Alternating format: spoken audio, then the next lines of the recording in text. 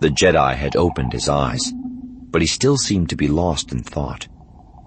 Scourge wondered if they had altered his medication recently.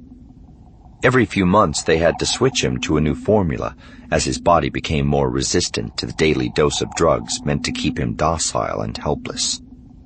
For the first few days after each switch, Revan seemed even more out of it than usual. "Revan," he repeated, speaking more loudly. He clapped his hands sharply, the sound echoing off the walls of the cell.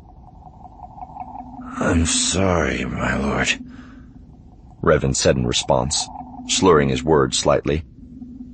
"I'm having trouble focusing. It's good to see you again," he added with a faint smile. "I always enjoy your visits." Scourge would never admit to it to anyone, of course, but he also enjoyed them. He had developed a great respect and even admiration for Revan. Ironic, given how much his opinion of Nyriss had gone down in the last few months. "You seem troubled, my lord." "Nyriss still refuses to take any real action against the Emperor," he grumbled. It felt good to say the words out loud. That was an unexpected benefit of being the only person who ever spoke to the prisoner. Anything he said in the cell would never leave these walls. Here he could vent his frustrations aloud, without fear of reprisal. "She tells me we must be patient, but her energies and resources are focused on besting her rivals on the Dark Council." "Nyriss is driven by fear," Revan explained, speaking in the slow, monotonous cadence Scourge had never really gotten used to. "Openly striking against the Emperor puts her life at risk. Her own immediate survival is more important to her than the fate of your empire." "These are powerful allies who could be persuaded to help her," Scourge replied. "All they need is someone to step up and take charge. All they need is a leader to spur them to action."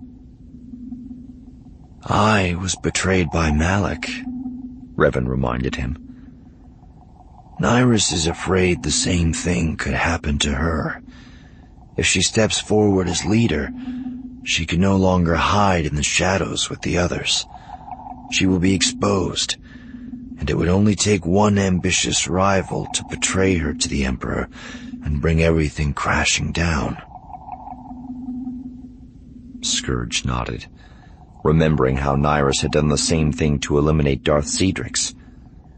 At the time he had believed her when she had said it was for the good of the cause, but now he suspected it had just been an excuse to remove a rival from the Dark Council. "If all the conspirators are too afraid to step forward, the Emperor will never be stopped," Scourge muttered. "Eventually he will lead us into a war we cannot win, and the Jedi will wipe us out in retaliation.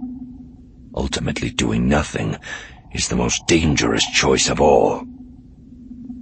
"Nyriss blinds herself to that truth. That is the way of the dark side," Revan said.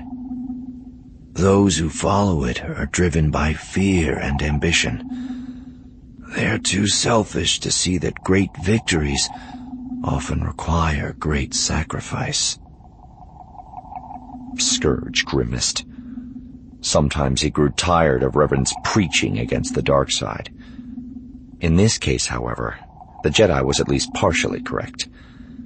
Nyriss wouldn't think twice about sacrificing an ally or a follower, but she would never consider sacrificing herself. Revan, on the other hand, had journeyed across the galaxy in the face of unknown dangers because he thought there might be something that threatened his beloved Republic. He had put himself in harm's way for something he believed in. A year earlier, Scourge would have laughed at his foolishness. After all, what had Revan accomplished besides becoming a prisoner? Now, however, he understood that though the Jedi had failed, at least he had made the effort. At least he'd had a chance to succeed. Nyriss, it seemed, wasn't even going to make the attempt. She had failed to stop the Emperor before she had even begun. You need to find another ally to your cause, Revan said. Someone powerful, but who is not caught up in the politics of the Dark Council. Scourge laughed out loud at what Revan was clearly implying. You must be growing desperate if you think you can talk me into helping you escape.